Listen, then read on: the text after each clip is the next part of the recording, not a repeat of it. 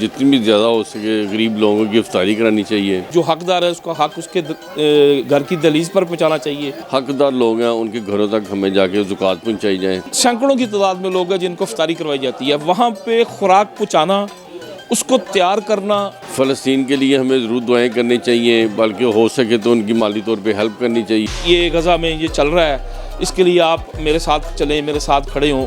2005 میں جب زلزلہ آیا وہ ہم سب بھائیوں کو ساتھ لے کے، ہار اڑ کے دوستوں کو لے کے زلزلہ متاثرین کی مدد کے لیے ہم وہاں گئے. وہاں کتنے دن رہے، ہیلپ کی. اللہ پاک نے اس فیملی کے لیے ایک بہت بڑی بلیسنگ کی ہوئی ہے بابر محمود کی شکل میں. برما ہو، کوئی بھی جگہ ہو نا، مسلمان کو تکلیف پہنچے نا تو وہ نہیں رہ سکتے. وہ کہتے ہیں ان کی ہیلپ کرنی ہے. بسم اللہ الرحمن الرحیم. السلام علیکم. میں ہوں Abdul Hanan Chaudhry, BNN digital media T V سے. رمضان المبارک کا مقدس بابرکت مہینہ گزر رہا ہے. آج ہم ہال روڈ پر موجود ہیں عبداللہ سینٹر میں. حمزہ موبائلز کے چیف ایگزیکٹو ہمایوں محمود صاحب ہمارے ساتھ موجود ہیں. ملک ٹریڈرز کے CEO توقیر ملک صاحب ہمارے ساتھ موجود ہیں. ہمایوں بھائی سے بات کا آغاز کر لیتے ہیں.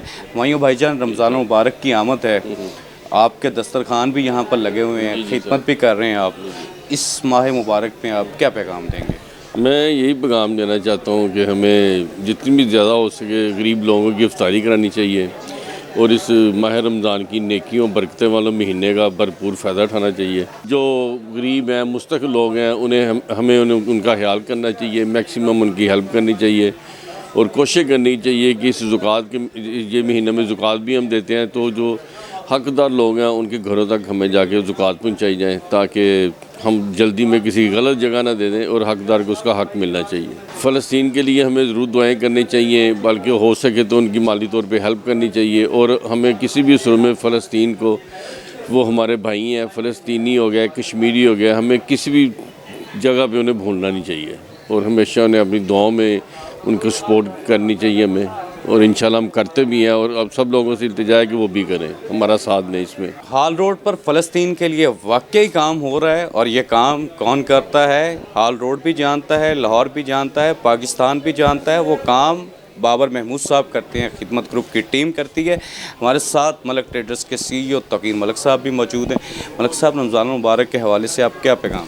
بسم اللہ الرحمن الرحیم. جی، میرا پیغام یہ ہے تمام امت مسلمہ کو کہ یہ اس مبارک مہینے میں جب اللہ پاک اپنی برکتیں رحمتیں نازل کر رہا ہے تو ہمیں ان لوگوں کو، ان دوستوں کو، ان بہن بھائیوں کو اپنے ساتھ شریک کرنا چاہیے جو اس قابل نہیں ہے کہ وہ اپنے آپ خود اپنے افطار اور سحر کا انتظام کر سکیں. اور ان اسپیشلی وہ لوگ جو حقدار ہیں.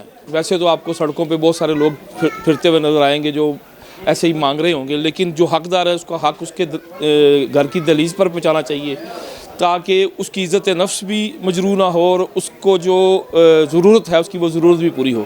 اور دوسری بات یہ ہے کہ جب زکوٰۃ ہم تقسیم کرتے ہیں تو زکوٰۃ کا طریقہ کار بھی لائنیں لگا کر لوگوں کو اکٹھا کر کے تقسیم کرنا نہیں ہے، رش ڈال کر. اس سے لوگوں کی عزت نفس مجروح ہو رہی ہوتی ہے، اس سے لوگ پریشان ہو رہے ہوتے ہیں، اور ارد گرد کے لوگ بھی پریشان ہو رہے ہوتے ہیں. تو ہمیں چاہیے کہ ہم اس کا ایک ایسا میکنزم بنائیں جس میں ہم لوگوں کے گھروں میں جا کے ان تک ان کا جو حق ہے ان کو پہنچائیں، تاکہ وہ اپنے اس ساری چیزوں کو، اس بابرکت مہینے کو عزت کے ساتھ اور خلوص کے ساتھ اور خود گھر میں بیٹھ کے عبادات کریں. اور جو لوگ ان کی ہیلپ کر رہے ہیں ان کے لیے دعائیں کریں، تاکہ اللہ پاک ان کے لیے بھی آسانیاں پیدا کرے، اور ان کو اللہ پاک اس قابل بنائے کہ وہ آگے مزید لوگوں کے لیے آسانیاں پیدا کر سکیں. بھجن، ہال روڈ پر آپ کے گھر کو اللہ نے جو عزت اور سعادت بخشی ہے، بابر محمود صاحب پریزیڈنٹ خدمت گروپ، فلسطین کے لیے جس طرح کا وہ کام کر رہے ہیں، فیملی، بزنس، پرسنل لائف، سب چیزوں کو پیچھے چھوڑ کر، آپ تو ان کے بھائی ہیں. آپ ان کے اندر انسانیت کا درد، اسلام کی محبت کیسی دیکھ رہے ہیں؟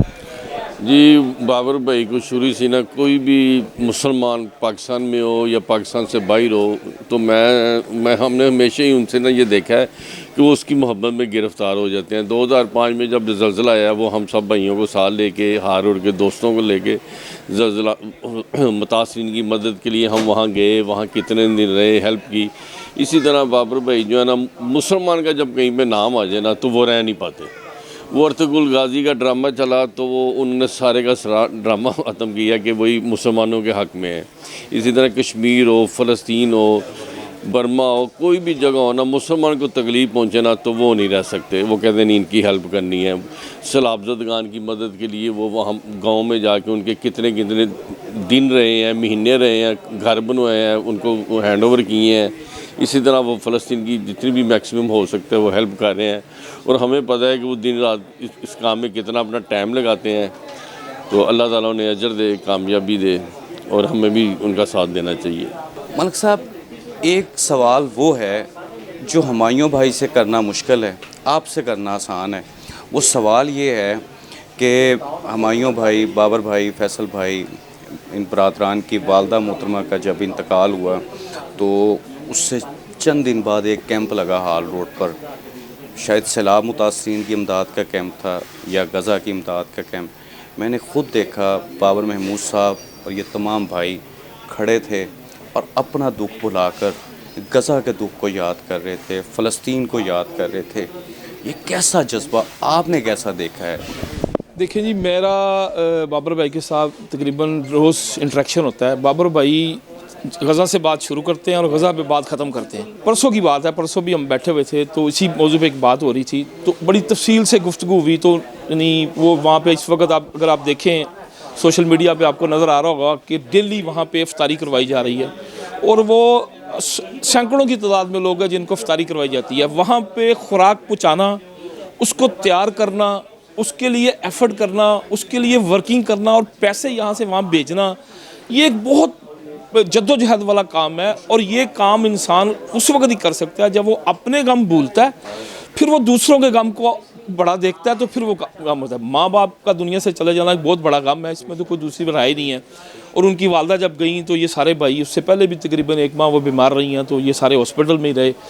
لیکن میں یہ سمجھتا ہوں کہ ان بھائیوں کو اللہ پاک نے ان والدین کو بھی, یعنی ان کے جو والدین ہیں ان کو بھی اللہ پاک نے ایک ایسی اولاد دی ہوئی ہے جو صدقہ جاری ہے.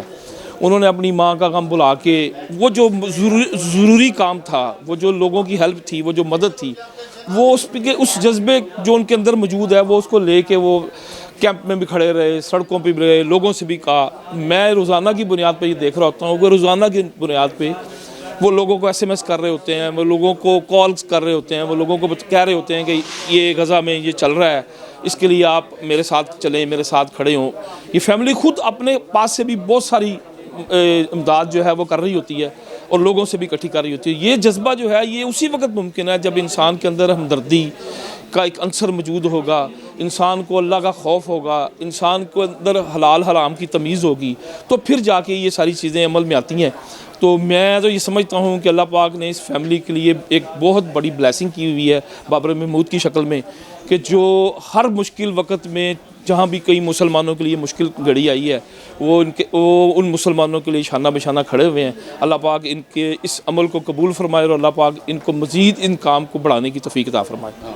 بابر محمود صاحب اللہ تعالیٰ کی ایک بلیسنگ ہے اپنی فیملی کے لیے. توقیر ملک صاحب نے کہا, اور بابر بھائی جان کے بھائی ہمایوں بھائی جان کہہ رہے ہیں کہ بابر بھائی کی شخصیت, طبیعت اور خدمت ایسی ہے کہ اللہ ہم سب کو ان کے نقش قدم پر چلائے, کیونکہ وہ انسانیت سے محبت کرتے ہیں.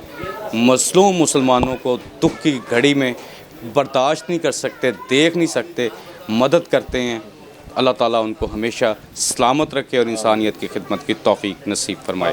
عبدالحنان چودھری کو دیجیے اجازت, آپ سے ہوگی پھر ملاقات. اللہ نگہبان.